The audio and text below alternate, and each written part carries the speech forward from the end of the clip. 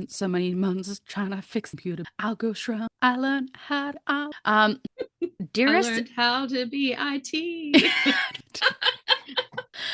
Dearest gentle listeners, you are listening to the Ladies Bridgerton, the talk of the ton. We are your effervescent hosts, back on a proper computer. Your neighborhood-friendly Kiwi, Tash. I was like, I am Tash. Yes, you are Tash. You are Tosh. I am Tash. Tash from Middle Earth, New Zealand. And Patty, Regency romance enthusiast, currently writing her strong, confident, intelligent, independent, and dependable era.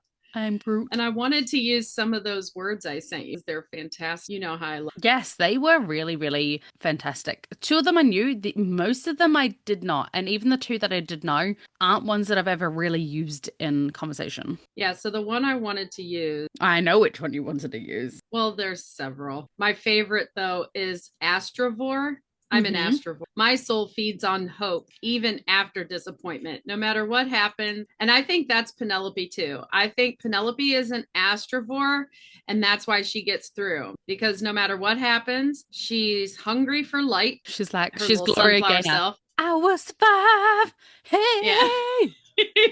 So I'm like, I'm not a carnivore. I'm actually, not an herbivore. You know what? I'm an astrovore. You know what? Oh, this would be a really fun podcast episode to do. What would be each of the Bridgerton siblings or people's karaoke song?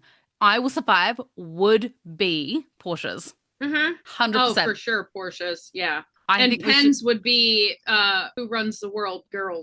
Or no, Hyacinth. I think that would be Hyacinth. I think Hyacinth. Because Hyacinth is so girl power. Yeah. All right.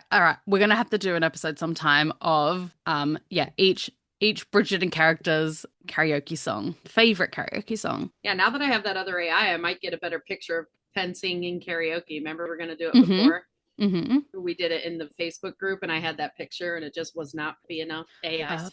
Settle down onto your favorite settee as we delve into the lives of the elite and illustrious ladies, lords, and royalty of the ton. This Bridgerton podcast is two friends talking romance, symbolism, Easter eggs, and deep karaokeing, diving into the connections of our favorite characters. We cover both book, TV series, and notable social media, and therefore will contain spoilers. Had to be a little bit chaotic for today's episode. The whole thing about will contain spoilers. Do you know that the main Bridgerton group, Dee actually posted a poll like, when do you want us to allow people to start posting about season 4? I was like, I would never police somebody. So many people like that. That's like, it's dropping on the 26th or whatever. They have always been a spoiler-friendly positive, group. yeah. But some people complain about it. But it's like the 5% of people you're excited. And it's like, I'm sorry, but everyone else's excitement should not be quelled down because some people cannot watch it straight away. Right. I didn't get to see Wicked on opening night. Do you know what I did? I avoided Wicked the content. Internet. Yeah. I was like, that's Wicked. Swipe. Until I could see it. Yeah. So I just wanted to put in my 2 cents about that. Choose to avoid if you so choose. Yeah. You can mute We pages. are going to post spoilers. We a lot of our people are neurodivergent just like us, and we get too excited. So we have beans in our pans. Dearest listeners, our next 2 episodes, which we are recording in the same time frame, and we're excited, is pretty much all Bridgerton all the time. It's all Bridgerton. Like if they had a TV theme song, it would be like the Waltons, like a big family What show. was the theme song to the Brady Bunch? Here's a story of a lovely lady no, that's the second. She's the second verse. No, she's the first one, because then it's here's the story of a man named Brady. So it's here's the story of a lovely who is bringing up 3 very lovely girls. All of them had hair of gold, like their mother. The youngest one in curl. Here's a story of a man named Brady who was bringing up 3 boys of his own. They were why did I just know that you'd know it? We could rewrite it to be Bridgerton-esque. We probably could. Or we'll do that for when her and Lord Anderson get together, because I'm sure he is. Yeah. Here's a story of a lovely lady who brought up 8 kids that didn't look like her. She said they look like Edmund all day, right? Which is not true. I think they do look like her. I do think they look like her. Yeah. So we'll be discussing Lord Anderson setting etiquette aside to bring the thunder, and Violet is looming. The Bridgertons play hungry, hungry hippos in the drawing room. Those Bridgertons treat everything like Pall Mall. We get another engagement announcement and everything everywhere all at once, including John's personality.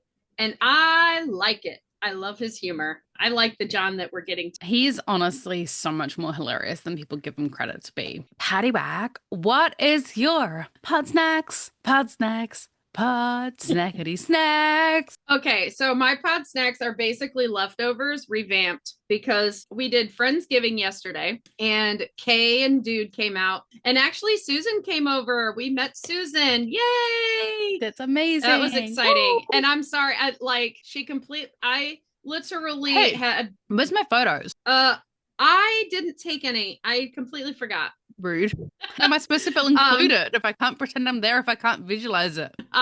So slowly but surely over the course of time, more and more people couldn't come to Friendsgiving. It's the holidays. Stuff has happened. I had a friend who's passed away. I had a friend whose husband's surgery date got changed. Like things happen. So I literally kept telling my brain for the last 3 days or something like that. Like, it's just Kay and Dude. It's just Kay and Dude. It's just Kay and Dude. And then somebody knocks on my door and it's not Kay or Dude. And I was like, oh, I forgot you were coming, but I'm so happy. And I messaged her after it was all over. Like, I'm sorry I was all over the place. I was having a bad leg day. My leg was mad at me. And Patty, she has listened to this podcast for a year and a half. Well, and she said the sweetest thing. Like, I think she knows that we bring the chaos. When she messaged me back, she was like, because I was like, I felt like I did all the talking and I didn't give you a word in edgewise. She's like, I love hearing stories. She's like, it's a big reason I love you guys' podcast. I'm like, oh, I was like, thank you. That's so sweet. That's incredibly sweet. Which is one big story. I think we bring the energy and chaos of the Bridgerton siblings. Yes, and I think that's why we love the Bridgerton so much, is because we understand that chaos. Honestly, and it was very chaotic. This episode reminds me so much of hanging out with my extended family because, like, to me, like, I only have one brother, but I'm also just as close with my cousins as what the Bridgertons are with just their siblings. So it's basically our camping trips that we do at the end of the year. This is what they look like. This is what it looks like. You have one big room and you have pockets of conversation going on. Like, my family holidays are very similar to this drawing room, like how everything goes down in it. So except my holidays are more like Penn and Colin's engagement party. Mm-hmm. Okay, so we have pod news. Hold on, we haven't finished snacks. So we haven't even started snacks. We haven't even started. It's one of those podcasts, people.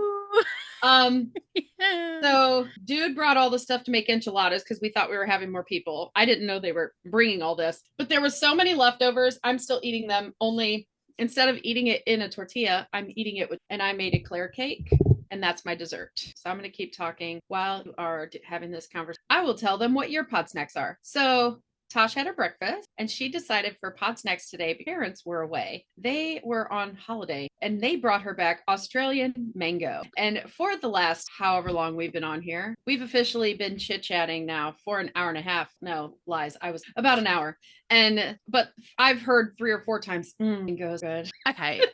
The Aussies in our group will understand there is no other mango like an Australian mango. I don't care what you say or think. And this is not me just being patriotic. An Australian mango has a whole different flavor profile where you smell it and you can taste the mango. It is not stringy, which is very important for you and I. You know how sometimes you eat a mango and it's just all up in your teeth, it's all stringy and it's a whole sensation. Australian mangoes are buttery. They literally, you don't even have to have teeth. You can just use your tongue and compress it into the roof of your mouth.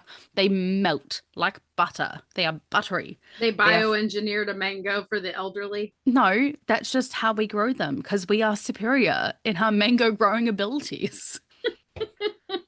Because mango is a tropical fruit and a lot of America is not subtropical, but California is kind of tropical temperature, but not the humidity that Australia has. Yeah, and in certain parts, I mean, they can grow avocado and stuff like that, which has to be grown climate. Yeah. It's not just warm, it's got to be like consistently warm throughout the Yeah, year. Like, Your Southern California is, yeah. I mean, the average temperature for the whole year is somewhere between 55 and down there. Yes. And that's average. I went there in December, like 2017, I think it was. No, when was the first time that Trump was elected? 18? 2016. Okay, so it was 2015 then. Well, it was election year 2016 started. Okay, so I was there 2016 to 2017, and I arrived in LA. Keep in mind, New Zealand was in summer. It was warmer in LA in winter than New Zealand was in summer. Right? I was That like, sounds what is about happening right now? I had to take off all my layers. I'm like, I thought I was flying into winter here, not same. What's happening? But anyway, yeah, Australian mango, if you can ever get your hands on it, it is just superior. Did my dad bring this over for my son? Yes. Am I a terrible mum? Yes, I'm gonna eat it. Sorry. He's not here. You snooze, you When lose. you're a teenager and you find our old podcast on the internet, I hope you hear this episode. He's like, that's why I'm so malnourished, mum. You took my mango. Yes. So Bridgerton news. We've had quite a few of our favorite people like out in the world. We have season four press is finally starting. Luke Thompson and Yerin Ha were both spotted in Lower Manhattan this week. And when I looked up what talk shows and what things are in Lower Manhattan, it's pretty much everything. It's The View, Kelly Clarkson, late night shows, everything's down there. So they're probably doing the talk show circuit, gearing up, for Bridgerton season 4. What I find funny is that when paparazzi first started taking their picture and put it out in the world, it was getting spread around that Luke Thompson was spotted. Yerin Ha standing right next to him. Oh, Garen's incredible. I'm so excited for her to get I was props. like, obviously she's not. She's getting the Luke Newton treatment. Well, no, I think what it is mostly because they haven't done a lot of hype about this season.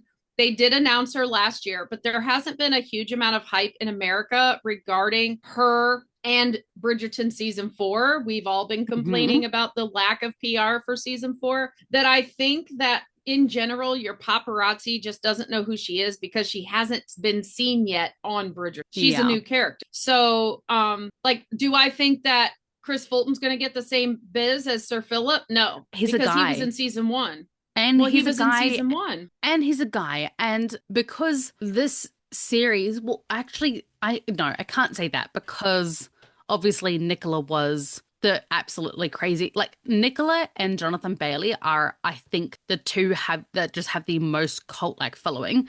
And I say that as part of the cult, so it's not a judgment. Very much a part of the cult. We are like a cult, yes. Join our cult. We like purple things and craziness. But I honestly think that a lot of the time the men are where a lot of the obsession lays. Because look how it was with Simon. Like the world went crazy over Simon. Well, Bridgerton is a romance. Which has a predominantly female following. Female audience. Yes. And I think that the only reason that Nicola got the level of fanfare is what she did is because also the female fans. Because so many people related to her, unlike the likes of Daphne, who is perfection personified. Right. And Simone Ashley, flip side, who is Nicola is a 10-foot tall model. Nicola is a height challenge. Perfect titty committee. She full-figured, yes. But full-figured. She is witty. So witty. But so is Simone, actually. I love Simone's. Simone Ashley's pretty stinking funny, yeah. She is dry humor, like Nicola, which I love. But I think that a lot of people really related to Nicola and really enjoyed having her on the screen, the wallflower. So it wasn't just the way that she looks. It's the fact that she was a wolf, or not Nicola, but obviously Penelope was a wallflower. Yeah. But so many people resonated with her as a character. So I think that's why, unlike the other leading ladies of Bridgerton, I think it's why she has gotten the most attention. Because the only other people who I've seen, the only other women that I've seen have as much attention on them is probably Simone Ashley, and that's because she has been like thrusting herself into the modeling community, and she is just probably one of the most beautiful women on this planet. Like if she was in a top 100. I saw her reunion, like they're getting ready to Devil Wears Prada too. Yes, I cannot And wait to see her in Devil Wears Prada. I saw her reunion with Anne Hathaway. Yes. Anne's walking up and she's like, Simone Ashley. Yeah. And they're just two giddy girls. Like, I can't believe we get to do this again. And I'm so excited. I absolutely rate Simone Ashley being in Devil Wears Prada because that woman just screams high fashion. Yeah. And speaking of, Florence Hunt, I believe is the new face of, maybe not the new face, but she's just done a campaign for Dior. So Dior just released new images last week, I feel, with Florence Hunt. And she's definitely looking like a little adult now, which I both love and feel sad about. I don't think that they're going to swap her out for a more adult. I don't either. Because she, unlike her little brother, who's actually her big brother, Will Tilston, she is actually maturing at the rate that looks right, if that makes sense at all. Well, and I mean, looking at baby Gregory and looking at Will Tilston out and about in the world these days, like, yeah, I think by the time they get to his season, if they switch him out, I'll be surprised. Yes. They might with him still, though, because I think they're going to leave him for last. Well, he was last in the books. Yeah. But it's just going to give him... Because the boys took longer. Yes. Their person. Yeah. I think he needs the time to mature physically because, no one I pretty much think we're going to see the book trajectory occur as it had. They only switched 3 and 4 for whatever reasons they wanted to, and it's going to follow the trajectory of the books from now on. Florence Hunt also had a spread in Hunger magazine, and she talked about Hyacinth, and we know that Hyacinth is going to have, she's building relationships with her siblings, like she's on an even level with them. Like, unlike all the other siblings where Violet has had to thrust them into the limelight, push them. Push. It wasn't a push; it was a shove. Especially for Eloise. Imagine a cliff and imagine them flying over it, and Violet's foot is stuck out straight. Violet's like, but I gave you a parachute. What's the problem? For real. But on the flip side, it's not that far on the flip down. side, Violet is so focused trying to push her other girls off the cliff that she didn't see that I was going to say Florence, that Hyacinth has strapped herself into what are the flying contraptions? The hang glider. And she's running off that cliff. She's like, I'm gonna thrust myself into this. Like, give me the gossip. I want to be part of this. And so the article is the kite. That's hilarious. So I think the article kind of talks about how she kind of comes into her maturity a little bit more this season, but becomes quickly disenchanted with what her ideas of what the Ton looked like, and realizes the reality of kind of the nasty side of the Ton, as in having to marry men that are 10 times your age. Well, and Cass on TikTok, if anybody is watching her content, she's talking up a lot of the Bridgerton stuff. She said that she thinks Hyacinth, how Hyacinth has already been like, Penelope is included, right? Penelope's just like everyone else. Mm-hmm. And she's very much like, she'll probably have the justice hackles of, because she's going to get to know Sophie on a friendly level. I think that Hyacinth is going to love Penelope even more for being Lady Whistledown. Oh, could we? I know it's already filmed and in the can, but instead of Violet slapping Aramina, could it please be Hyacinth? Hyacinth could get away with it. She is a child. She absolutely could. And do you think they could keep her away if her and Sophie become besties, that they could keep Hyacinth from that jail? Honestly, okay. I'm crossing fandoms here, which surprises no one. I want Violet to slap Araminta and say, "Not my daughter, you bitch." You bitch. Yeah. We said that before. Yeah.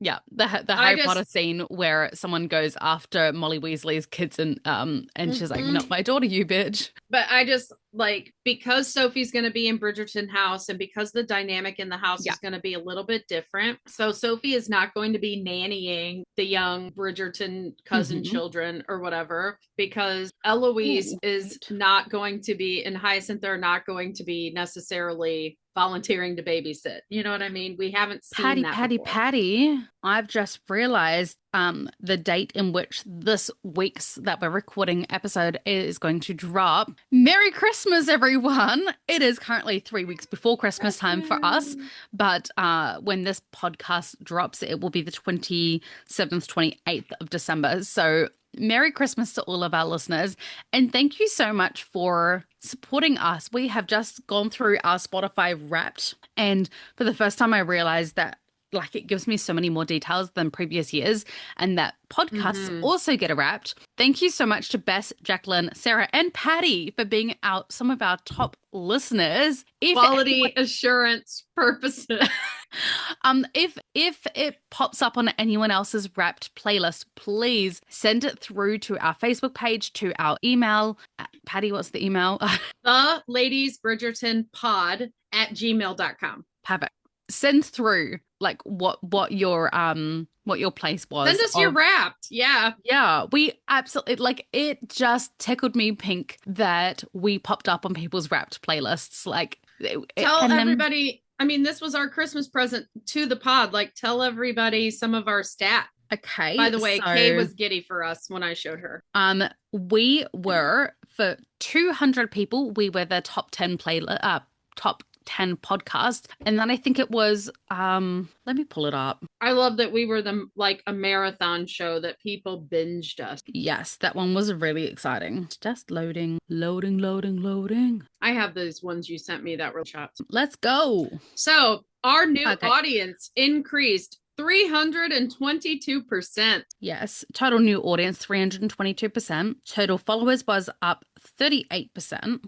Listening time is the one that I could not believe. 300,000 minutes that you guys listen to us. 300,000 minutes is incredible. It came out, it said Kay couldn't get over that it was 6 months of listening. Yes. Like, that's 5,000 for all you hours. rent heads out there, all you rent heads know that 525,800 minutes is a year, and we were over 300,000 minutes.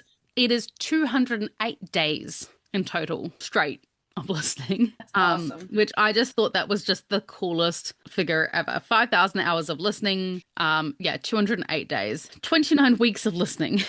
What else? Our top episode, which surprises absolutely no one, was the carriage episode part 2. You horny little devils. We are a 2025 most shared show. People are sharing us. Someone in France is our top commenter. It doesn't tell me who. It just says that France is the country that leaves the most comments on our Spotify. Can you see the comments though? I would guess that it would be Jacqueline, potentially. Maybe it's Jacqueline if she's from France. Where is because she's the top commenter on YouTube, if that's, you're talking about Jacqueline on comments a lot, and I think wholehearted all of the engagement on you. It's very 51 helpful. countries listened to us last year. Our top countries being, no surprise, New Zealand, United Kingdom, Canada, Australia, and then United States is number 1. We were a top 10 show for 208 fans, a top 5 show for 157 fans, and a number 1 show for 62 fans, which I just thought was really cool. Your top fans... 61, because I'm one of those people. I probably am too. But no, seriously, thank you guys so much. This was the best Christmas gift to see our little podcast that started because we loved talking about Bridgerton and didn't want to stop. Has so many other people like interested in it and listening to it, and it's amazing. It also shows us what else our fans listen to as far as podcasts. And 4 out of 5 of them I get and understand. I need someone to explain to me the 5th one. So number 1 was What a Barb. No surprise there. Number 2, What a Barb, yep. Which makes me really happy. And I wonder whether Stephen and I's statistics actually feed into this because we've listened to so much of it, is Dungeons and Daddy's Patreon feed. Number 3 is the one that I do not know. Tales from the Stinky Dragon. Okay. I'm looking Can that someone up. explain that one to me, please? Number 4 is Crime This is on Junkie. Spotify. Yes. Number 4 is Crime Junkie, which is a true crime podcast. I love listening to them. And number 5 is Podless. So it's no surprise that people who like us also like Harry Potter because obviously we quote them all the time. And that's as a podcast. Yes. It's comedy. So, yes, a 2025 marathon show. Fans listen to you for longer than 96% of other shows. You received it's a role playing. You It must received be some sort of role playing game. You received more comments than 96% of other shows, and you received more shares than 89% of other shows. It's honestly it's and not to brag or anything, but considering Taylor Swift is the #1 artist in the world, do you want to guess what percentage I clocked in at as her top fan? What's that? 0.6%. Oh, look at you. Look at me. It's like I need to frame this on my wall. Yeah, my most listened to song this year on my Wrapped was "What a Feeling" by Declan Donovan, which I said was a song of mine to Smaug. And I was so upset though because my number of listens was 225, which was too shy of what would have been his birthday numbers. So I've already listened to it twice, and now I'm not listening to it again until after. I'm going to take a brief intermittence to call back my husband because it was actually important about work we need to do this weekend. What was meant to be a 2-minute phone call for me to call my husband and organize our heat pump / air conditioning install jobs for the weekend turned into an hour of me bringing about to get these jobs done. And then I was like, okay, well, now I finished all my coffee and I need a second. So I'm going to go back to Pod Snacks and tell you about Pod Snacks orgasmic 2.0 experience that I've just created for myself because you're going to hear some rather loud enjoyment sounds over the next hour. I just created was potentially thunder? Bring the thunder. Since we're going to be talking about Violet and Lord Anderson's scene where that song was in, so my garden is in bloom from this bloody drink, let me tell you. So it's just in Australia and New Zealand we have something called like a freeze-dried coffee grain. I don't usually drink it, but I was like, it's fine. So I put some of that, and then Americans, it's like your Sanka or Taster's Choice. Just saying. Yeah, this is Moccona. It is the only choice. And then my cousin told me this hack and I was like, I'm going to try it today. Instead of using sugar, using condensed milk. And I had one open in my fridge from baking the other day. So I was like, all right, I'll give it a try. And then I completely forgot last week that I brought a caramel and white chocolate Puhui, which is like a luxury chocolate brand, chocolate milk. And I was like, we'll give that a try. Holy guacamole. So like Batman, like this was just an experience. I have amazing mango. I have the best coffee in the world. Let's do this. Now we must make haste into today's episode. Yeah. During that hour break, I already ate my eclair cake. It's gone. Okie dokie artichoke. Okay, Lord Anderson comes to call upon Violet. Patty, do you want to take it away first with the rest? No, the dress has to come after because we got to talk about the fact that he showed up for a hat that he purposely left behind. Okay. So I said, Lord Anderson comes to call upon Violet in the least subtle kind of way. He forgot his hat. And I said, why does this moment remind me so much of a one-night stand trope where one person accidentally, on purpose, leaves behind like an earring, a sock, a pen, like whatever it is, the most insignificant thing so that they have an excuse to come back to the house. Like this is that it's scene. Not, I mean, it doesn't just happen with one night stands. So this is a trick that has been used in other media. Oh, I know. It's used by people a lot. My homestay has really, really sadly gone back to Germany as of 2 days ago. Have I been wallowing and sad and mopey and crying? Yes, I have. I loved that. I was going to say little girl. She's not a little. She's a little lady. I loved her like my own daughter, and I'm very sad to have her gone. And then I messaged her and I was like, hey, I've just been through the bathroom and I found your earring. And she's like, that's actually Lena's earrings, which is her best friend. So I text Lena and I'm like, I see that you're already leaving things at my house for an excuse to come back here. Well, I watched a few of my movie tropes this weekend because I'm going on my Christmas cruise. That was my Christmas present next week. So I'm not going to get in all my Christmas movies before Christmas. So I watched a bunch this weekend. I can give you a detailed list, top 1 to top 10, like top 10. I have watched every Christmas movie that is on Netflix. Not kidding you at all. And I can give you I'm talking about my annuals. I watch these every year. So my tried and trues. I was gonna start with White Christmas, but I got Scooby-Doo because I saw Meet Me in St. Louis, and that's not always on streaming every year, so I don't get to see it every year. If you're going to do any of the new ones, my top pick for you, 1,700% is Champagne Problem. Chef's I haven't Kiss. seen that one yet. But I told you about Merry X. That one was cute. I watched that last night, A Merry Little Xmas. Loved that one. Yes. Champagne Problems. So adorable. So the reason I like Merry Little Xmas and Champagne Problems is because they're hallmarky, but they're a little less cheesy and a little more adult, if that makes sense. Please tell me that you saw the one that has the chick from Virgin River in it. I can't think of the name of it, but it just came out. That one is so cheesy. My Secret Santa? My Secret Santa, yeah. It's so cheesy. Did I watch 3 Christmas movies last night? Yes, I did. Did I sleep? No, I did not. I watched 3 yesterday. It was not just the girl from Virgin River, but it was also Max from the Hospital TV series That'll Come to Me.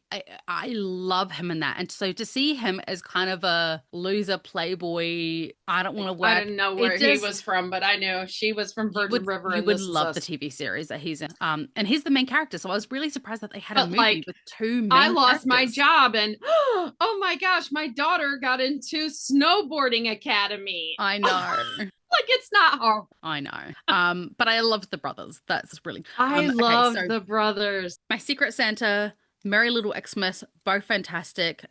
Champagne Problems, top tier. Christmas Under the Northern Lights, very cheesy. Okay. I liked it mostly for the Northern Lights. Operation Mistletoe, loved that one, surprisingly. Super cheesy. A Cinderella Christmas Ball gave me mad cringe, so I gave it a 5 out of 10. Renovation Romance, I gave a 6 out of 10. Again, really heavy on the cheese. Okay, I may sound like a smut queen right now, but like, I don't want to wait 2 hours for a goddamn adult couple to kiss. Give me the goddamn... I'm not watching an 1800s period. You're feisty about it. I am. It's like, we are adults here. Like, Well, and that's like snowboard thing. She didn't kiss him till the end. And I just thought it wrapped up too quickly and easily. Champagne Problems. They sleep together in the first 20 movie. So I was like, yes, finally. On par. Good. I'm here for it. Okay, let's go back to so anyways, where I was going before you totally waylaid that is I was looking up my tried and trues because I don't have as many streaming services this year. So I needed to find what I needed to find. Mm-hmm. And I was going to watch White Christmas because I saw White Christmas was on a free streaming service. But when I pulled it up, I also saw Meet Me in St. Louis, which I don't get to see every year. So I watched that one instead. And Meet Me in St. Louis is Judy Garland.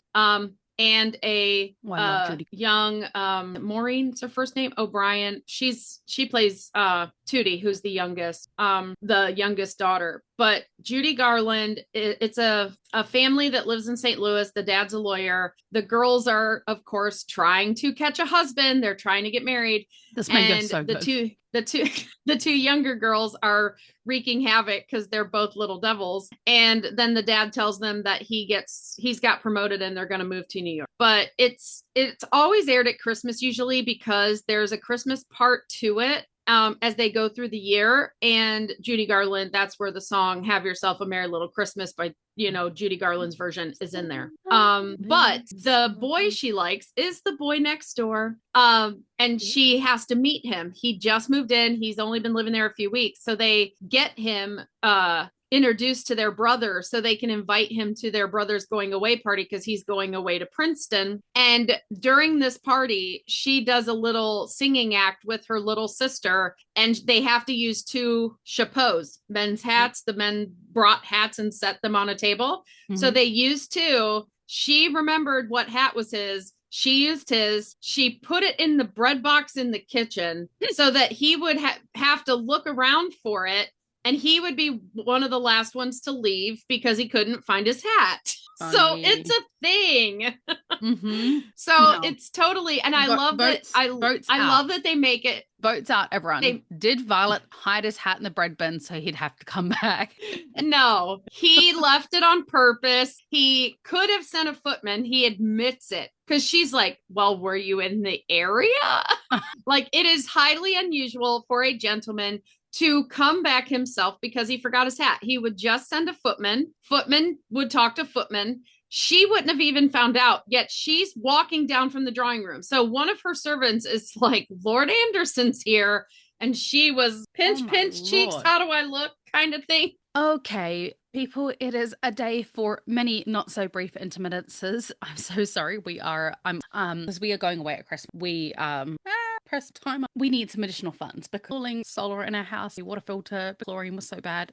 Very hats. Yes. So the hat thing, and I love how they make it obvious that, and I think that's the point. I think that Violet's first romance was with a friend, with a neighbor, and he did the typical I like you, so I'm gonna kind of pick on you, and they did pranks with each other. So she's kind of very like Francesca in a way, because she is a former wallflower. She doesn't know his intentions necessarily, and he has to be overt. I feel like, and she's figured it out here. I think I didn't like this scene at first, but now I kind of do, because you can see where she is purposely like, where she normally would be demure because debutantes are supposed to be like not say what they're feeling. She is pushing herself to let him know she likes him. You know, the whole same scene, different vibe? Yeah.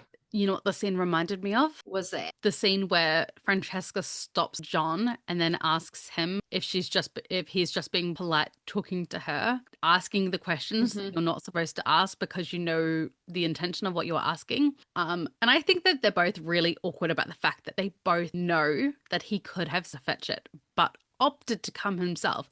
And I think it's kind of the moment where you both know that you like each other, but you're still kind of doing the dance prior to you. And there's things like you can see where she purposely makes the decision and she walks toward him because she had stopped just inside the room. And then he explains like, yes, I know I could have had a footman do this, but then I wouldn't get the pleasure of seeing you again. Yes. And then at that point, she consciously, you can see her body, like she forces herself to take a step forward and she walks toward him. And it's not that she's drawn to him or she's magnetized. You can see that she wants to be near him, but she wants him to know she wants to be near him. I think that this, like, as you said, her first romance was done in such different way because they knew each other. It was easier. It was easy and it was effortless. And this is the first time that she actually has to kind of be a debutante of such. And I think that they're also trying to draw parallels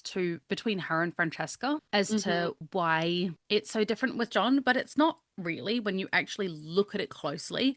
But Violet sees it as different. I like Lord Anderson. I do. Some of this I find, like, you know, the scenes where you get kind of like almost like secondhand embarrassment of like, because you remember having those awkward first encounters with your first love interest or your first boyfriend or whatever it may be. Like, we've all been in a scenario where we've had those first, I like you, like me. We know we like each other, but do you like me?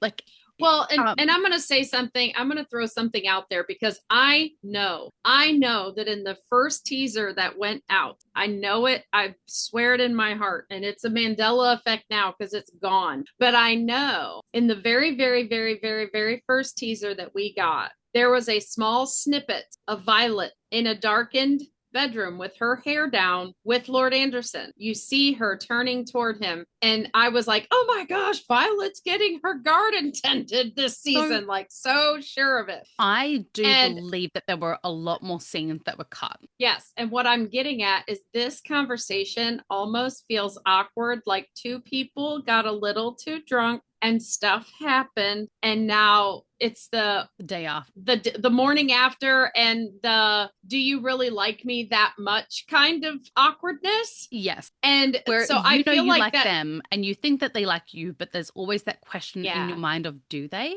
Right. So I feel like if that scene is out there in the world, which I know it is, I remember seeing it in the teaser, but it's not there anymore. So I think they cut it and they decided to take it out of the teaser, as they can do, bastard. But it feels to me like she was obviously tipsy. She says she has a slight headache, which is a nod to having a hangover. Yes. And he was plying her with drink at the party. He's like, let me get you a refreshment. Yes, it's over there. I wonder if they got a little tipsy and originally the story was going to be they got a little tipsy. Something happened in the chaos of Penn fainting and people leaving and tending to Penn and whatever. And now they're in that awkward, like, oh, we did something we shouldn't have before we should, had this kind of conversation. Because that's how it comes off to me. It's like a morning after, like, oh, you're here. Yes, I am. I forgot my hat. Oh, you did? Yes. And I wanted to see you. Good. Because I wanted to too. Yeah. So Violet now asks rather pointedly how he is, and I love that he picked up on the undertone that she was really questioning him about the strained relationship between him and Lady D. Finally, someone who speaks and understands Violet's riddles. Like, he is the Violet Whisperer. Yeah, he gets it. Which shows why they're meant, she says like they're good to be together. How are you? Like, and he understands she's talking about Lady D. It's her tone and everything. Like, he gets it. But she's like, how are you? Yes. But I love that, like, he doesn't know her yet per se, but he gets her, if that makes sense. Like, he just he knew exactly what it was. She speaks in riddles, and you need to be quite the wizard to understand her, and obviously he is. Now, I don't know anyone that uses very few words and expects you to fully understand what they're coming from. With decoding masters. Yeah. Violet doesn't have the tism. No. That's why all her kids are some form of neurodivergent. Yeah. But yes. And here's where I will talk about the dress, because this is one of my favorite dresses of hers. And up until now in this season, she's been dressing very debutante-like. Mm-hmm.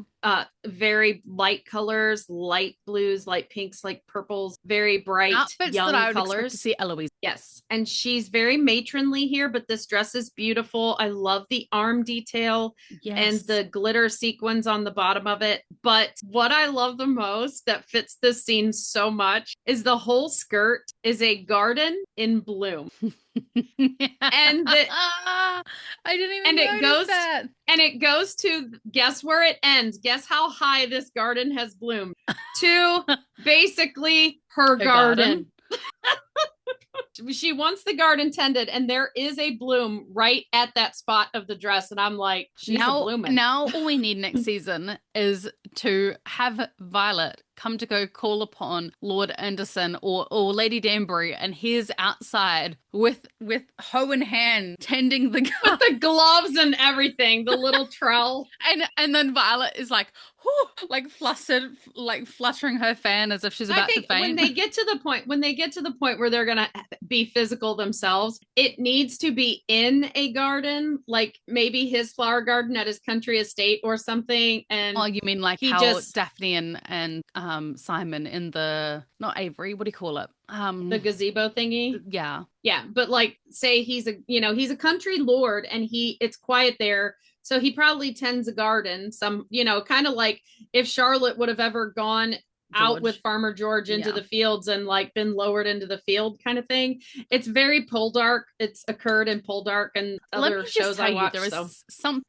There is something about watching a man work and the ripples of the muscles in the arm, especially men who aren't like Stephen's not a gym bro. But then you see them working, you just see like, okay, we can work with that. Get it. Yeah. I'm not here for a gym bro. That's how I like how your arms move when you do that thing you're doing. Yep. It's definitely gets the job done.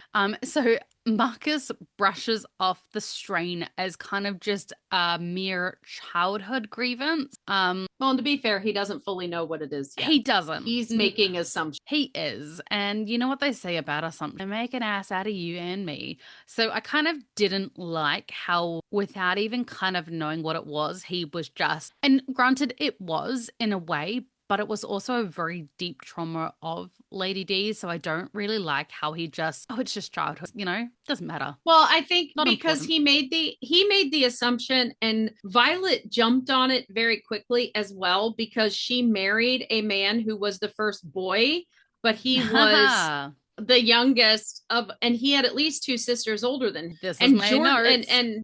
And Billy ran everything until he came of age. So I think that that is assumed when there's an older daughter and a younger son, that that's where animosity comes from. My notes say Violet sort of highlights how that the first are usually the ones with all the responsibility and honor, but Lady D was born a female, which means that all of that was stripped from her. Something that she would not tolerate well, unlike Billy, who was like, I'll do my job until Edmund is old enough and then I'll step aside. And I don't think there was ever animosity between Billy and Edmund. I feel like it was more of a we all pull our weight, sort of like how the Bridgertons are now sort of forming that way, where where Anthony realizes that he can lean on Benedict, he can lean on his mum, that he doesn't have to shoulder it all. I feel like Edmund was already naturally that way because he grew up with a sister that was like, whatever a man can do, I can do better. Let me show you. Well, and I think that Billy said, she always said, I'll have to step aside until she met George. Yes. So I think that she honored her independence, but she knew that when it was Edmund's turn and he came of age and he took over, he would allow her advice always. I think they're very progressive family, but he would also start pushing, because if he's of age, all of his sisters are on the shelf and he would be arranging their marriage. I think that although that went unsaid, I think that was like the undertone, because that was the thing then. Like, you had to be married off by a certain time because you were a financial burden. Yeah. So she assumed when Edmund took over, she would be married off. So she would have to step aside because she'd become a wife. My stand higher than right? No matter how excellent they are. I'm sorry, but a boiled potato, unless mashed, is not my vibe. Now, a boiled potato can be good if you put in parsley and butter and salt. Yum, yum. I'm not I'm a German girl. I grew up on boiled potatoes. Boiled, baked. I mean, I think I've had a potato in just about every form it can be in. I was telling my homestay how in some can get, and that was my limit. That's a fair food. It's novelty. I know, it's like P.T. Barnum stuff. A block of butter here costs $9 for a block, a 500-gram block. We ain't deep frying that. That is a luxury food, not a fair food. Fair food is meant to be cheap. But I also want to reiterate here that they use thunder, which I get why, because they're not a slow burn. They're like a storm brewing. I feel like this romance there's that undertone of the fight between Lady Danbury and Lord Anderson, but there's also Violet and Lord Anderson kind of come off like a storm brewing. And I just have a feeling they're going to be, because she has already been married and she's already created an heir, and we have that, like, technically she could have lain with any man she's wanted to up to this point, as long as she was discreet and didn't ruin her children's lives. So I just feel like we're going to get to a point where they are just going to start ripping each other. I was going to say, I definitely feel like there's going to be premarital relations going. I mean, this lady has waited a long time. Her flowers are up to her hips in that dress. Like, her garden is blooming. Yeah. She's blooming. Actually, a lot of mine is at the moment too, and it's really pretty. I mean, non-metaphorically. Literally, a bunch of my flowers are blooming. Okay, so let's talk about why Francesca does not need a chaperone. Well, before that, Marcus goes to go take his, and I kind of love that, even without speaking it, the kind of unspoken here is that Violet is not going to allow Marcus to her unless he has sorted out his childhood grievance with his sister. Like, I kind of love that Violet is girl code, and she's like, I'm not going to cause a rift any further. Like, that's my girl and you need to go sort it out. Yeah. But I also feel like she's trying to sort out her own feelings. Like, she knows she feels something for him. She feels butterflies, but because she's older now, she doesn't want to look like she's being irresponsible. She was setting an example for her girls who are out and in the dating scene on the ton. You know what it reminds me of, though? I think she's also playing hard to get, but giving herself time. Like, to figure her own stuff out. And because she's also a widow, she's never stopped loving it. And not to say that when you remarry, when you're a widow, that in loving someone else, you never stop loving that first person. It doesn't even take away from it. Same as having a second kid. It doesn't take away, it adds to. But in Gilmore Girls, Richard and Emily separate and another man kisses Emily, and what should be like a really happy moment, she went home and cried because, like, no other man has ever kissed me but rich. And it's kind of, even though they were separated, not dead, like you feel like you're cheating on your partner. Like, even though, you know, because his memory is still alive and it is so alive in the family, she looks around at her children and everywhere that she is. So even and I'll though put this in a very Patty way, because this is something that's been through my whole life, that I've marked new beginnings and ending things by the last person whose lips touched my lips, or the last person body, you know, who touched my body, that's thing. So she knows when she crosses that threshold, that will be the last moment that the last man who kissed her was Edmund. yeah. And I think she's holding on for a little while and pushing it out until she damn sure knows that he's a man she wants to kiss her. Because grieving isn't linear. And I think certain things, like I was to my girlfriend the other day who was such part of her life. And I said, grieving, just because you don't feel the grief in full waves right now, it when you get good and you want to call her. It's when you have your first kid. When you have your first kid, you want so desperate for them to meet on your wedding day. When you're having a sad day and you want to go eat your grandma's cookies. It's all of those little things that kind of get you. And I think that for Violet, the act of moving on is one of those things that's bringing the grief back to front for her. Yeah. Like, she's been through and most she's of the going to stages feel of guilt. some, I think she's feeling a little bit of guilt though, because I think she believed, we know book Violet believed like Edmund was it. Edmund was her love. Her She epic did not love. need another love She didn't need a because second Edmund act. was it. Show Violet, we're not allowing Violet to just fade away into the night here. She's going to get a second act, and we have to honor, you know, and I think they're doing a good job of her honoring Edmund and Edmund's memory, and how she's intentionally taking it slow so that she doesn't just kiss someone to kiss someone. Like in Queen Charlotte, where she says, I came so close to almost just laying with the footman. What stopped her? Like, The fact that did he now, know this? I mean, no, because a footman would do it because they're your servant and XYZ. You know, I don't even have to go into all that. But that you're paying for the roof over their head. So there's kind of a power dynamic there. Yeah. But I think she stopped herself because she doesn't want just any man to take away the fact that the last man who kissed her lips was Edmund, was her husband, was the love of her life. Mm-hmm. Because once she does that, she is changed. She can never get that back. Edmund can't come back and kiss her again so that he is again the last man. Yeah, I very much that as. Are we ready for the chaos? Let's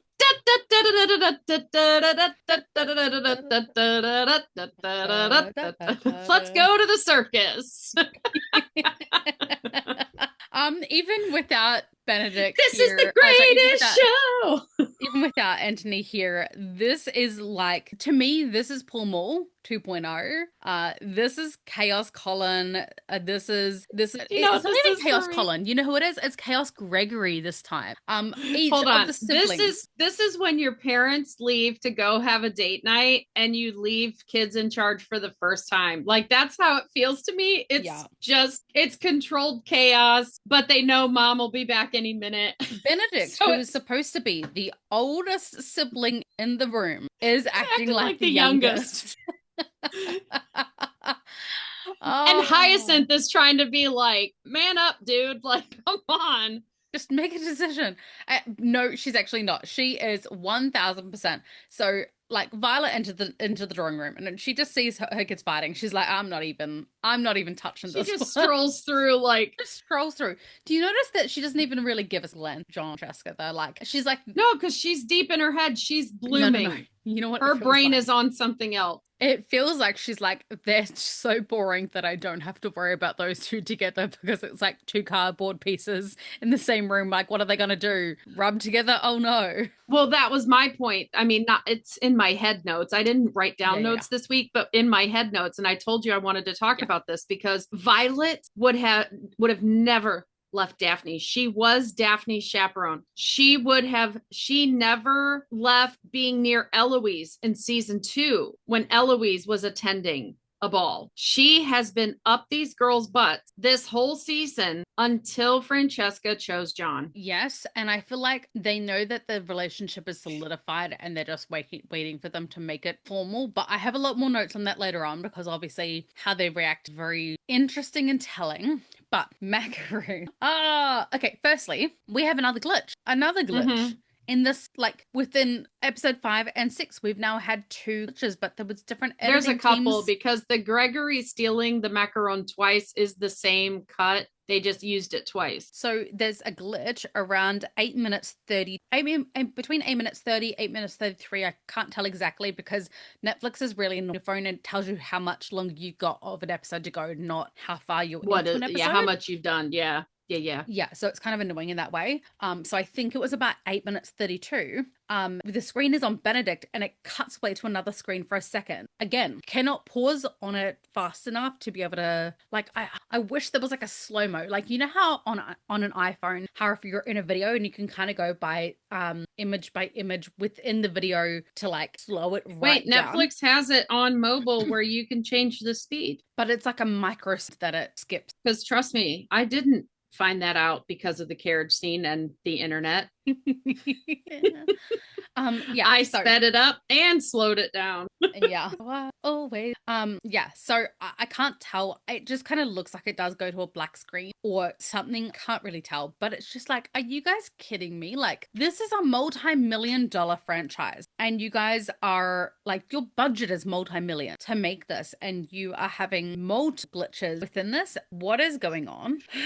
That's gonna get trunicated out, but I just deadpan fourth wall looked at the camera like they do on The Office because we all know what the answer to that is. So Hyacinth is so mean. Benedict is trying to convince her to eat the pink macaroon. She likes the color pink, so therefore she must like the taste pink, right? But she's like, no, I like the color pink, but I like the chocolate macaroon. I love that despite being nearly twice her age, Benedict is just as childishly fighting with the siblings over who gets this chocolate macaroon. Well, he's negotiating. Like, he tries to tell her to take a pink one, which I would choose a pink one because in my world that's raspberry. And then he starts to barter. But why are there yellow macaroons banana? Because he tells Gregory, he says, I'll give you 3 banana macaroons for 1 chocolate. Yellow I've always seen lemon. Yeah. And Gregory's like, no. But I also noticed Mr. Gregory stealing the macaron and talking about the chocolate one. Did you see his hand has all the pistachio ones? He has all the green ones in his hand already. I'm confused though.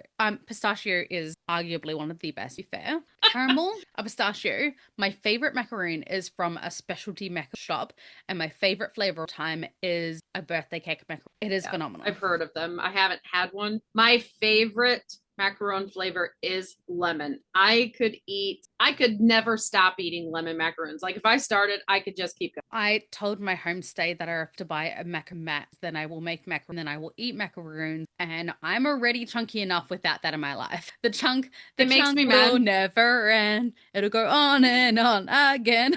My favorite bakery here that I go to, well, I mean, it's near me. It's Great Scott's Bakery in Brunswick. Oh, wonder why you like it. No, I like it because it's good. I'm sure. And he doesn't make the macarons. He has somebody local that makes them, and he sells them in his bakery. But I'm not a blueberry fan, but I even like the blueberry ones. Blueberry macarons are. But I'm a blackberry macaron girl or a.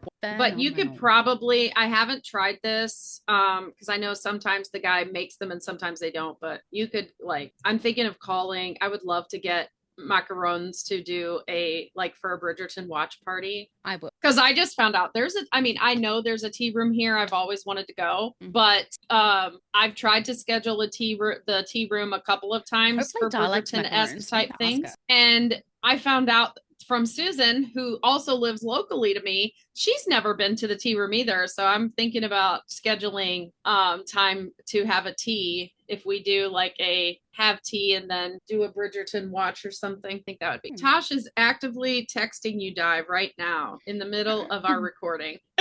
I love how my phone's like, do you know this person? Yes or no? Because I don't think we're actually friends on Facebook, potentially.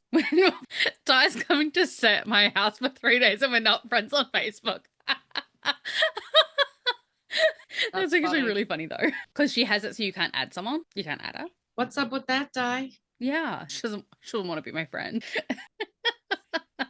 Okay, so this is where Eloise spots Colin walking the room, and she looks super guilty. And like, Yeah, I think she's starting to feel the disconnection a lot. yes, and she looks like she desperately wants to him. He's multiple personalities. Which Colin are we getting today? Who even knows? And clear the air. We're getting Anthony 2.0 because one, Foodie Colin Yes. almost picked up a third dessert and stopped and Yes. didn't pick it up. And he sat down to read the paper, very Anthony-esque, in a group that he would have been included in. Remember, Benedict and Eloise on the settee in season 1 and their antics, he would easily get drawn into this any other day of the week. But now that he's an engaged man and he's got to act like the only other married man he knows, so he is mimicking Anthony. Like he's still in his I'm not good enough as me era, and I'm going to play pretend and just be Anthony right now. Like he's dressed very similar to Anthony. The dark colors, like where, Colin usually has some sort of bright, colorful, at least a vest or something. Like he totally is the way straight up Bridgerton bro. The way that he walked into the room, I actually mistook him for Anthony for a second because he walked in with say it louder for the people stride, a sense of purpose. A stride. He strode in. I just messaged Di and I was like, we can recreate the Bridgertons fighting over the favorite macaroon. Imagine if awesome. Di and I just film us like, no, it's mine. Will I slap a bitch for a macaroon if it's a birthday cake one? Yes. Be careful, Di. You have this podcast as proof. No Di's were harmed in the making of this content. But so Eloise wants to clear the air with Colin, but then when he actually gets closer to her, she pretends to look busy reading her book. And I think we've all been there. I think we've all been in the scenario where we want to fix it, but we don't know how to broach because we know that we've stuffed up. So it's like, Eloise is not someone that knows how to take accountability very well. So she's like trying to figure out a new skill. She's trying to unlock a new skill. And it doesn't come naturally to her. She doesn't know how to repair. She doesn't know how to repair because a lot of what happened with Cressida at the engagement party is her fault. If she would have listened and not judged and helped Cressida, given her some suggestions that would work instead of being so focused on thinking the Whistledown thing, then Cressida would have never made that announcement. It wouldn't have ruined their engagement party. Thinking through all 3 seasons and all the different squabbles that the parents and have all had. Anthony with Daphne over trying to marry her off to Nigel. Daphne and Colin when Daphne takes over dealing with the Marina situation. Eloise and Colin over both of them acting so differently. Violet and Anthony over his mismanagement of Daphne and then his mismanagement over the engagement sister. We don't see any repairs actually happen. Like they just, we still love each other, we move on from it. But there's never actually an acknowledgement of the fights or the wrongdoings. They just move on. And so, of course, Eloise hasn't ever learned how to... And I say this, and then in my next episode, I'll be putting her straight back onto the pyre pit? The pyre. P-Y-R-E is just a pyre. Yeah.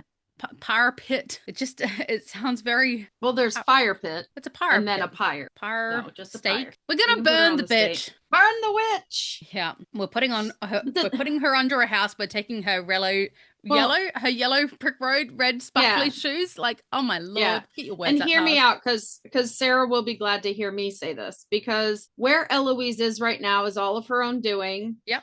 She is the one that ruined Colin and Penn's engagement announcement. Yep. Her not being a good friend is what ruined their engagement party. And now I personally think her meddling that we will talk about in the next episode is what causes their rift. I mean, yes, the queen interrupted their wedding day, but Colin being so bent out of shape over it is directly a result of Eloise not being open with her brother. I also think that it is in part due to Marina, as in, why can this never go smoothly? Like, why can't people just be happy? Why is there always something? Like, it's not just Penelope. Like, we keep saying Yeah. Penelope's engagement got ruined. Nothing that Penelope ever has good happen to her. Like, it never lasts. It always gets tainted. Colin's the same, Colin though. can't Like, somebody is always not happy with and him it's his in own his choices. family tainting it for him this time, not Lady Whistledown or Marina. I have so many feelings about in the next episode. Well, even with the Marina, Anthony and Violet were both unhappy. Like, Yes. he thought everybody would be ecstatic that he was marrying Penn. And then Eloise, the person he thought would be the most ecstatic, was a sour. Yeah. So John and Francesca are just sitting in their quiet little corner, people watching the chaos of an unfiltered Bridget event.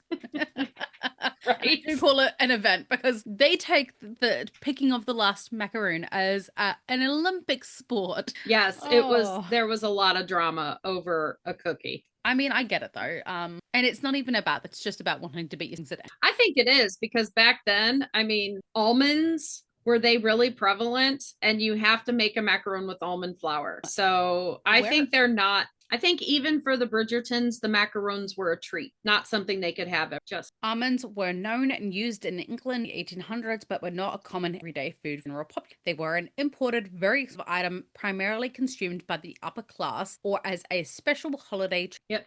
There we have it. Do you know how many almonds they would have to use to grind down to make the almond flour for a macaron? A lot. Yeah. Okay. So how do we know the Bridgertons are filthy rich macarons? And there was a lot of macaroons in that box. Let me tell you, a lot. A box like from my custom shop, granted, but I'm pretty sure a box 6 is either $30 or $36. Yeah, 6. I can get a thing of 4 from the gas station for like $4.50. Yeah, but those are not bakery macarons. My macarons from the bakery I go to are like $2.50 or $3 a piece. Yeah. Here they're $6.07, but these are like special one with like high quality butter, and almonds are really expensive. Yeah. Okay.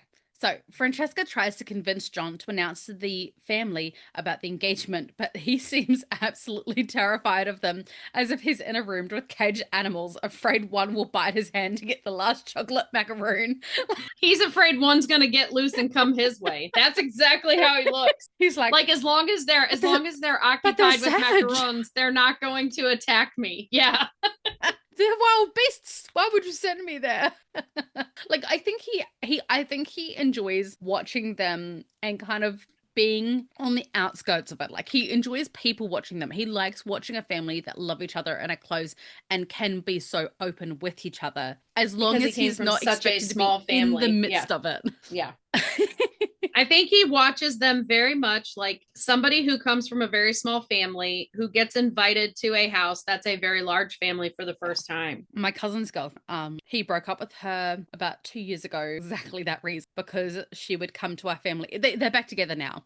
But like, we are the Bridgertons. We are loud. We fight, but in like a loving kind of a way. We are the most competitive. You should see my family at a badminton match, down camping together. Matt sisters are definitely harmed in the making of a Bridgerton of a badminton match. Sorry, like, it is intense. We have special Monopoly rules in my family because of, and so she would have to go take naps in the middle of the day away from us just to recuperate, to be able to deal with us. and our Scrabble matches are they're a violent affair. Okay. And I think because she is also really, really introverted, and it does a lot to come with a family like that. And whereas Sethi is also very outgoing but has his introverted side, but I think there definitely has to be a balancing act, and I think that John actually does it better, to give him credit. Not up until this point, but from like here onwards, where we get Sondrix and all that, we do actually see him bonding with the Bridgertons in each in their different way, which I really love. Same as kind of Simon, how he, was making the little paper, here's your pony, like for Hyacinth. Like, it doesn't have to be these big grand like wrestling match between siblings or kids or whatever. Like, bond in whatever way works for you, as long as you're actually putting in the effort. And I think that's Francesca. People were like, oh, she's to get away from her family. She loves her family. She needs to bond with them in the way that works for her. Yes. And I think we actually see, I almost feel like what she tells her mother later about wanting to go to Scotland because then she can hear her own voice. Like she can't hear her own voice in her home. And I think part of that is because she has had to learn her family dynamic so that she would know how to be her. It's not so much about hearing her own inner voice, it's having her voice heard above the din. Because you can even like, and I'm just gonna be like, pause for a moment for a character that we met dead that is a fleshed out, like his personality, this actor, the scripting, like if this was scripting and not improvised, I will give kudos to the script writers of this episode, because creating his personality in literally 2 sentences. Like, I do not think they would even hear me. And then he turns and he's like, I have been taken with the plague and you all will die by association, is hilarious and witty and sarcastic and amazing. And you learn exactly who John is. There was nothing quiet about the way he said it. No. And those, considering they're meant to be chaperoning, when they heard something loud come from that direction, they should have all been like, whip their head around. They should have looked. Yeah. They don't give a crap. They do not think that John has a take advantage of my little sister bone in his body to even worry 1 cent about what he's doing over in that corner with his sister. Well, and they were so their eyes were peeled on them the first time he came, and they're like, they're just gonna sit next to each other. At that point, they're boring, so they don't watch anymore. He's like, I ain't gotta watch that. But here's where we see I'm getting just how well embarrassment watching them. Yeah, here's where we see just how well Francesca knows her family, because she has to show him how it's done. Well, because not one person was even acknowledging them, because they're all bartering over the macaroons. Like, the hyper focus in those kids, there's definitely there. Well, and Colin isn't even really that much a part of the macaroon conversation. His face is in that newspaper, and he's just thinking, is this what Anthony would do? Is my legs crossed is my legs crossed like Anthony's would be? Like, he's totally masking Anthony here. I think he's incredibly mad at Eloise, and he doesn't know how to deal with her. So he's like, I'm just to read my paper, sit in my corner and be angry and ignore you, because I know that will wind you up. Could be. Yeah. So because even Colin seems like, the bickering is so tedious today. Like, he's like, I'm not involving myself. I'm gonna sit with my paper. He's like, I'm not in the mood for this. and what's funny, and for all the glitches we have in editing, my favorite editing moment in this scene is when Benedict offers the 3 banana macaroons for the 1 chocolate, and Gregory's like, no. And Colin looks over in disgust, like, who would even trade any banana for chocolate? No. I thought it was Francesca. Sorry, Hyacinth. He was like, no, like. Well, he was asking Gregory, but Hyacinth looked appalled. But look at Colin. He turns like that's not even a negotiation. No. You know you're trying to rip off your cousins, your siblings right now. Like nobody wants banana. You're doing them dirty. So this is when Francesca decides that she will do it. She calls her family to attention, and I kind of feel like they all stop and immediately listen, because it is so rare for her to demand any sort of attention, for her to or get that loud, raise her voice, that when she does it, they all know it's important. So they know, like, snap to attention, what do you need? Well, and this is the good stopping point for me to say, like, for all of Violet's worry that because John is also introverted, that he will not pull Francesca out of her status quo, because Violet believes that a good relationship helps you grow. You grow, you learn, you become more than you already are. Yeah. And she thinks Francesca will not grow in this relationship, but Francesca is forced to be the extrovert. Yes. Because he is so introverted that she is forced to be the extrovert, and she is having to go outside of her box for them to even be able to announce their engagement. So she is growing. Luke Newton is trying to join our Facebook page again.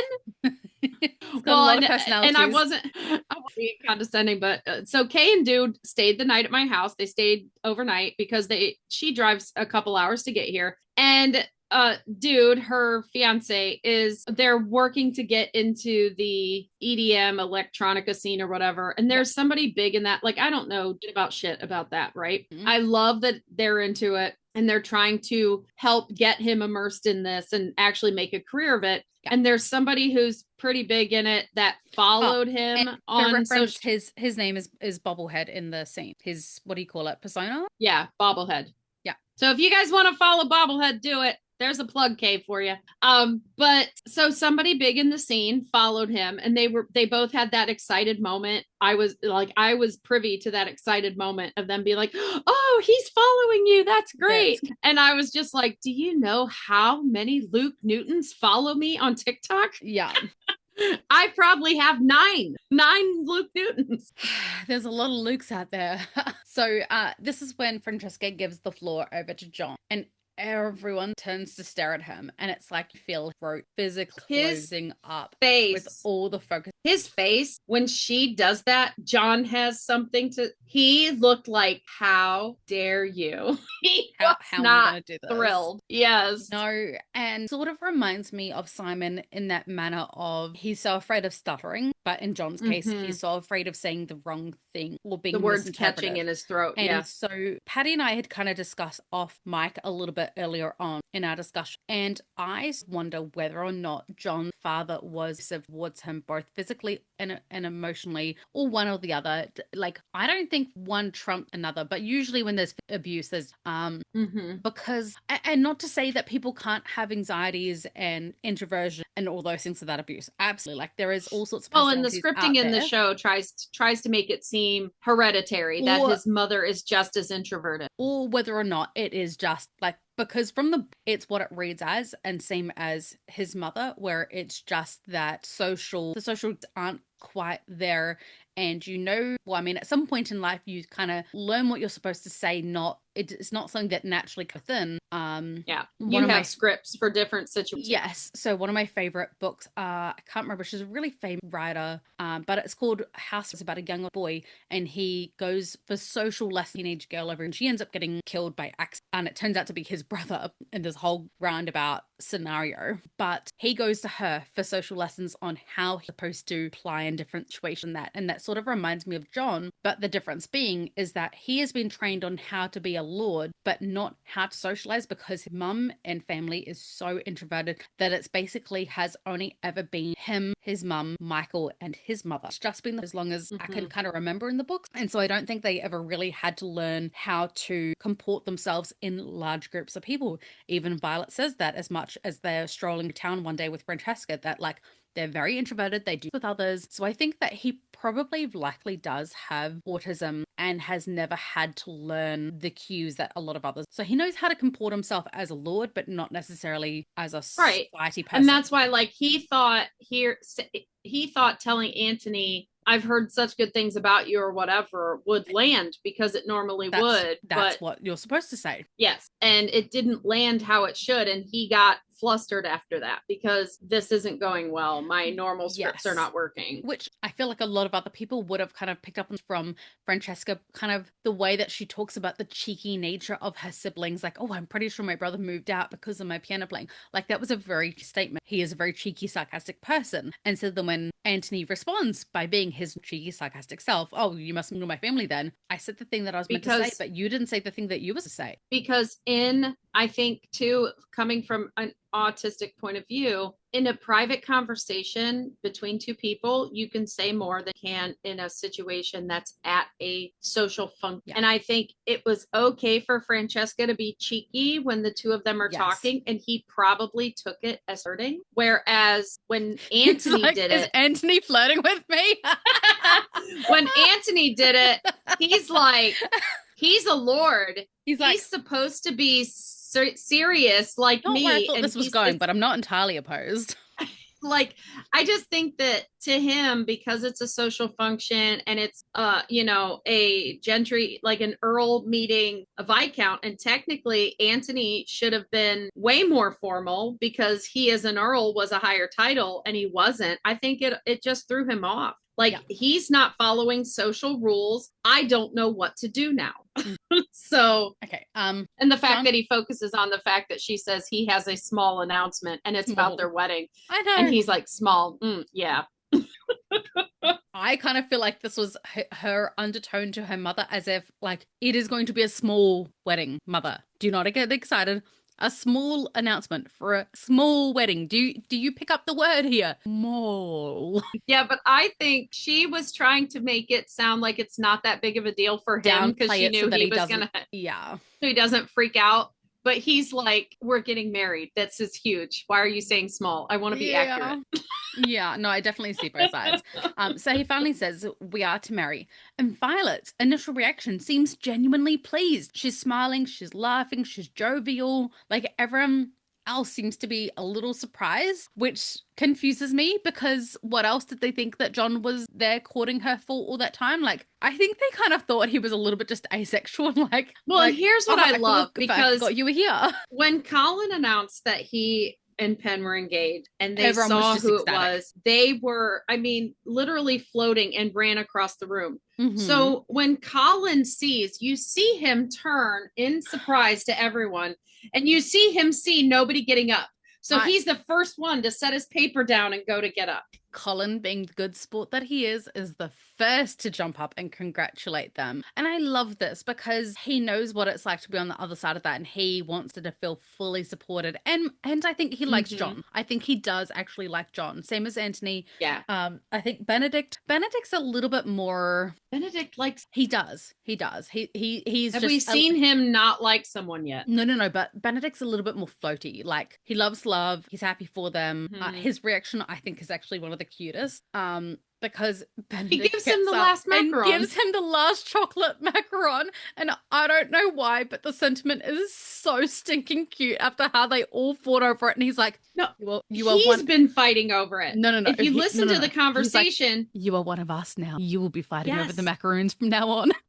But no, like if you listen to the conversation between he and Hyacinth and Gregory, he is negotiating getting to keep the last one for himself. He wants the last one. But I like it's his. But he gives it to John. I think that's so Benedict of him. I like that he was even negotiating with him at all because he is twice their age, like more than twice their age. And he could be like, with them, he was definitely a child. But what I'm saying is he was trying to keep it for himself. But the funny thing is he is literally the lord of the house right now, acting like a child. And he could have been like, I'm the lord of the house. This is my macaroon. But instead, he's like, I'll give I'll give you three bananas. Because he would have to say, I'm number 2 in front of Hyacinth. And she'd be like, number 2, like the toilet. She would call him number 2 for days. She'd call him Poo-Poo. Poo-Poo wants his Poo-Poo chocolate macaroon. Like, so I call Anthony Papa, you'll be Poo-Poo. Okay. Yeah. And it's like my little cousin Anthony, we call him Nini. And my cousin Dawian, everyone calls him Dawian. I think because they had speech impediment. It sounds mean, but it's in a loving way. He's just Dawian to the family. So then Ezra, he can't say Darian because he can't say ours. So I said, we got Nini and Wee Wee. Oh my gosh. And he doesn't love it so much. And I'm the only one who's me and Ezra are the only ones who are allowed to call him that. Wee Wee, what are you doing? I'm like, but it's spelled W-I-W-I, Darian. I don't know what the problem is. I'm sorry, Darian. From Patty. Spelt with an I. I-E, not a Y. Yeah, spelt with an I. Matters. W-I. But yes, I love all of the reaction of Eloise the Bridgerton. Is the first to congratulate and hug Francesca. And I really do think that they are the closest relationship between the girls. And I do like that we actually get to see Eloise being genuinely supportive for a change, the way that she's supposed to be. She has it in her, just not often. She's reserved her genuine and kindness for her sister today. So she's like, sorry, Pen, you just get the worst of me. I've already used up my quota of nice for the day. There's too many marriages this season. I can't give you the attention you deserve. Wait, didn't we hear that before?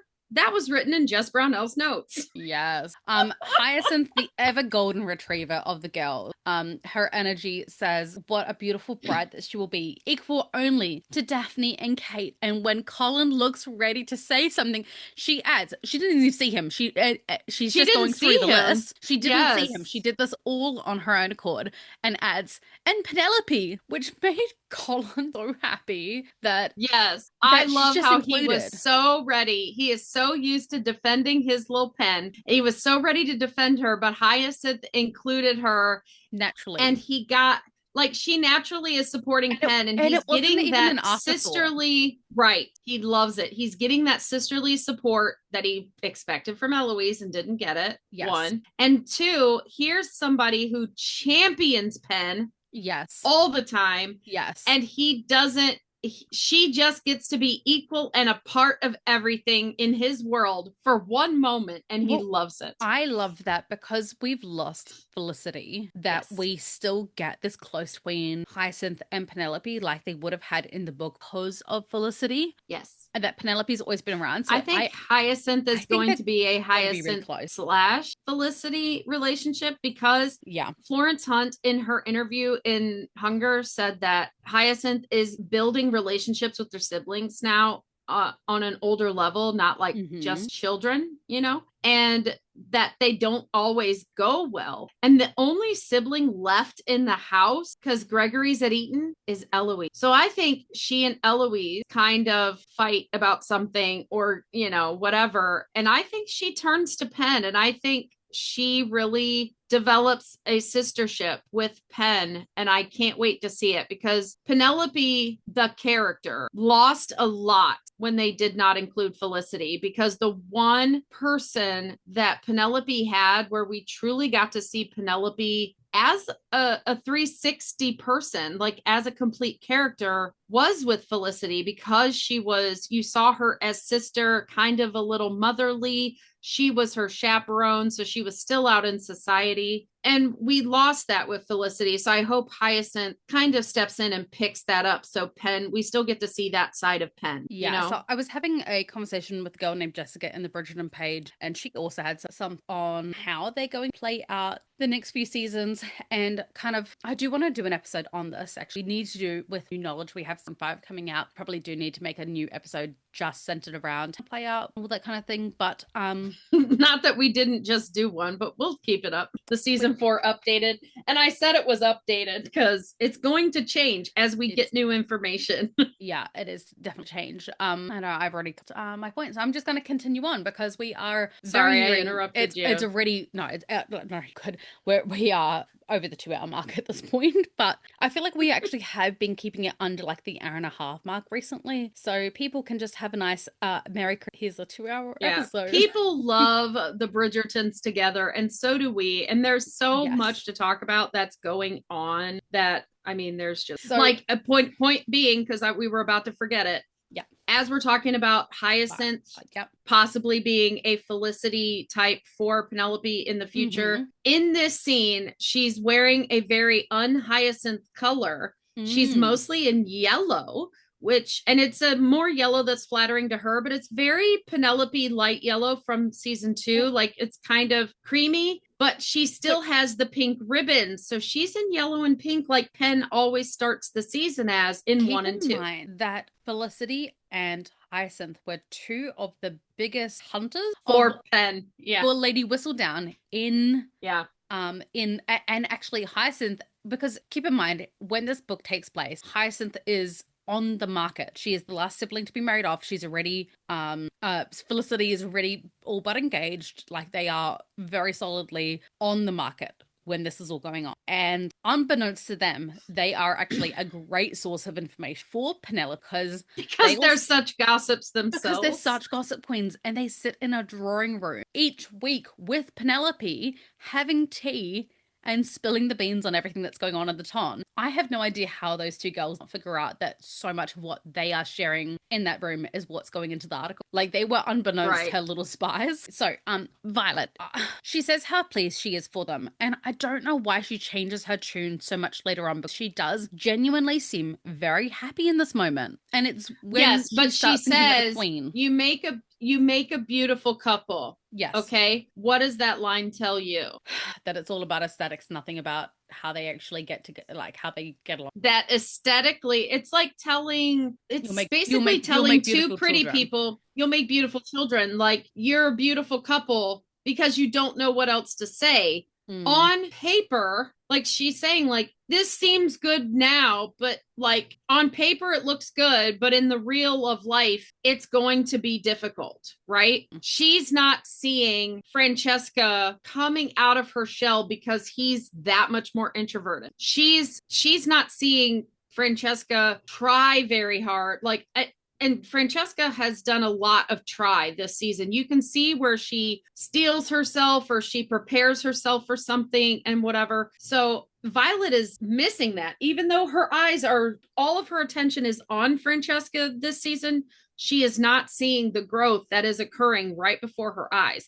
And she is so surprised later, like when she's talking about how resilient Francesca is and how strong she actually is and how it's a quiet strength, it's really a surprise to her. Well, you know what the funny thing is? We all talk about how Francesca, because of how introverted she is, how she doesn't like the noise and the chatter. Yeah. That's Penelope. Penelope has a literal panic attack being, I mean, granted there was a lot more going on, but like being for attention. And even at her own wedding, oh my God, I saw the most beautiful thing on the Bridgerton pages yesterday.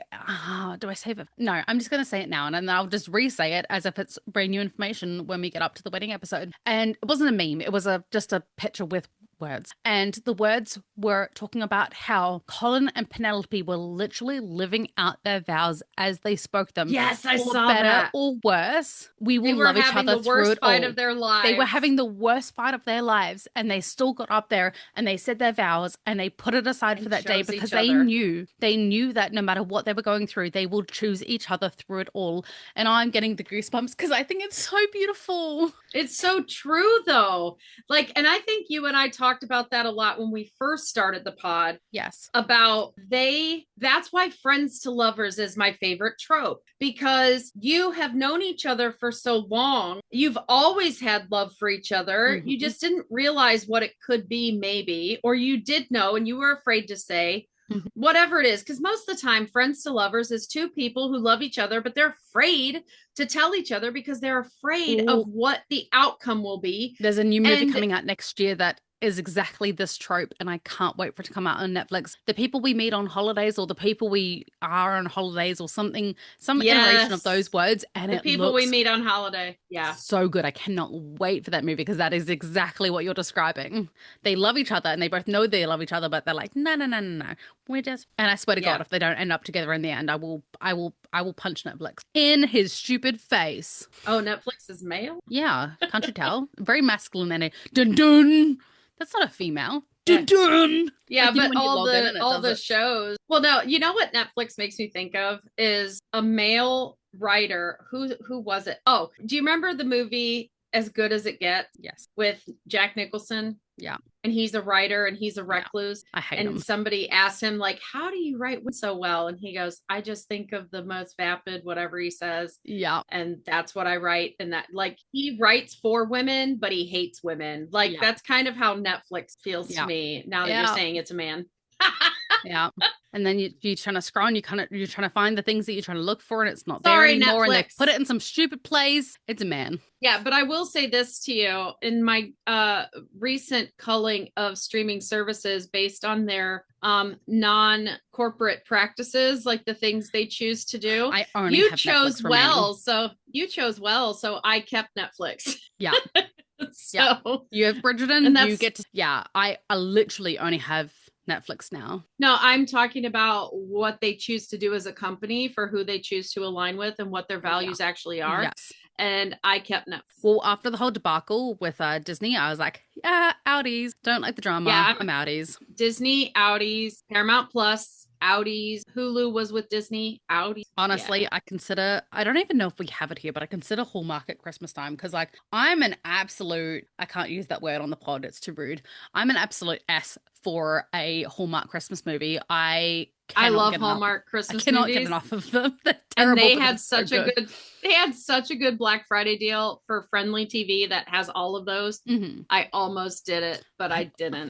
Okay, let's let's wrap this up because this is I'm so sorry for the tangents today that we have not, the last 2 times that we've recorded, we've been on an extreme time crunch and or had technical difficulties and we haven't gotten to do our regularly scheduled catch up. So we're kind of chaosing in front of you today, whereas usually this is done. Well, and I had my first human interaction in weeks. So, like, aside from us doing the podcast every week. So, I already apologized to the people involved, but it just fed into this. Like, I'm loving the interaction. I needed it. All right. So, we finish off this episode with another Colin and Eloise interaction before we focus on the main one in the next episode. So Colin and Eloise were standing next to each other and Eloise is staring at him, trying to get his attention, but he is very actively ignoring her and she feels the sting because beforehand she could have played it off of, oh, he's just interested in food, or he's just interested in the paper, but now she knows, oh, he is mad. Like, you know when your sibling, you know your sibling's mad, but you're trying to hope and pray and cross all fingers and toes that they're not, and you're just misreading the situation. Oh no, she read it right. He is mad. Yeah, he's mad, and I honestly think he's not talking to her because when she does find him later, and we'll get into it, the first sentence out of his mouth is all he wanted to know. So that's why. You can tell what is I going kind of see this interaction a little bit differently. I see a Colin looking over the scene, remembering his own engagement announcement. Yeah. Having just come off his engagement party that turned into a dumpster fire. And he's like, at least I helped Francesca have a good memory for her wedding announcement. Like, he didn't want her to have the feeling he did. He kind of looked a little pensive and melancholy in this moment. And Eloise, to me, clocked, she saw it and she felt some remorse because she's the reason his engagement announcement is not a perfect memory. And she's a big reason why his engagement party is not a good memory. And she can't take that back. And she almost doesn't know what to do with it. But this is part of her growth because of her lack of empathy for others and being able to see, you know, that others are going through things when she is. She is now fully cognizant of him being upset, where normally she wouldn't notice. Like, remember, she never knew when Penn was actually upset until Penn was bawling her eyes out. So I don't think that's something she just naturally recognizes. And here she's recognizing a very small micro expression of melancholy, and she realizes she's the cause of it. And I think that's a big moment for her. And that's why she goes to seek him out. To be continued. Sorry. Yeah. So, yes, we will be continuing with the element next. But for today, we will leave it there. Bridgerton-centric episode. Woo, woo, woo. If you have anything... if you have anything... I'm never going to get that right. No. I'll put an L on my forehead when it's your turn. If you have anything in particular you would like us to cover, or any Bridgerton knowledge, you calling me a witch? No, whatever from Clueless. Oh yes. Alicia, exactly. She's just Cher. Just as cute. Like she's so Cher all the time. Or any knowledge you would like to share, please page Bridgerton. And if you're enjoying our podcast, remember, like, subscribe, and leave comments wherever you are listening. And share. And once again, thank you for listening to Two Mad Women. Yours really want to make it sound recorded. You can just fit it in. I nearly Lady Patty. Whoops.